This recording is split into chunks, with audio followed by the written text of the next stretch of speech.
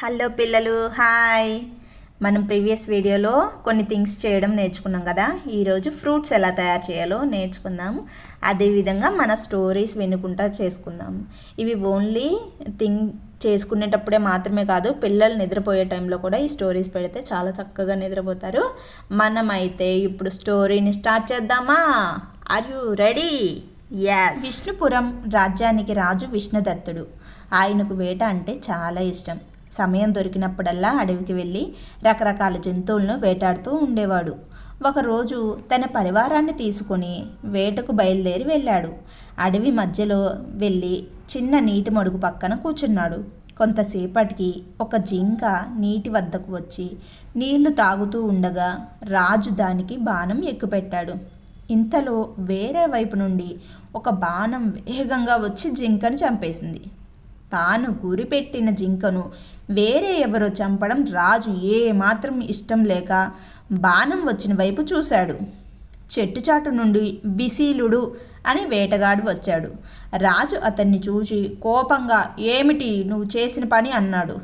ప్రభు, వేట నా వృత్తి. రకరకాల జంతువులను వేటాడి వాటిని పక్కన ఉన్న గ్రామంలో విక్రయించే నేను రోజు గడుపుకుంటాను అన్నాడు. నాకు నా అన్నవారు ఎవ్వరూ లేరు అన్నాడు. అతను చెప్పింది ఏమీ వినకుండా నేను చంపాల్సిన జింకను నువ్వు చంపావు అన్నాడు.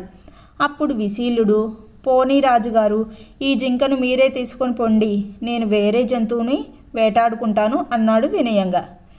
ఏమిటి, నువ్వు నాకు ఇచ్చేటంతటి వాడివా అని కోపంగా అన్నాడు.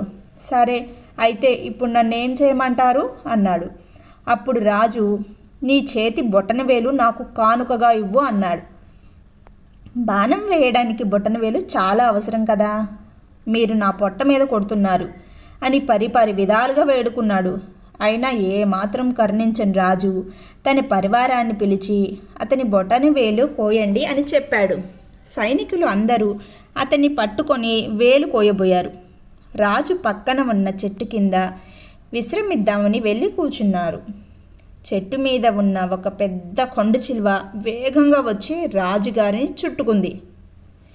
సైనికులు హఠాత్తుగా జరిగిన ఈ పరిణామానికి బిత్తరపోయి తలా ఒక దిక్కు పారిపోయారు. విశీలుడు మాత్రం వేగంగా రాజు వద్దకు వెళ్ళి చిన్న పిడిబాగుతో కొండ చిలువకు గాయం చేసి దూరంగా జరిగాడు. కొండ చిలువ గాయం చేసిన విశీలుడు కోపంగా చూస్తూ రాజుగారిని వదిలి అతని వైపు వెళ్ళింది. విశీలుడు తన దగ్గర ఉన్న బాణాలతో కొండ చిలువను చంపేశాడు. రాజుగారికి దగ్గరకు వచ్చి వినయంగా నుంచున్నాడు. క్షణం క్రితం వరకు అతని మీద ఉన్న కోపం మాయమైపోయింది రాజుగారికి. విశీలుణ్ణి చూస్తూ, నేను అనవసరంగా నిన్ను శిక్షించబోయాను. వివేకం లేకుండా నీతో అలా ప్రవర్తించాను.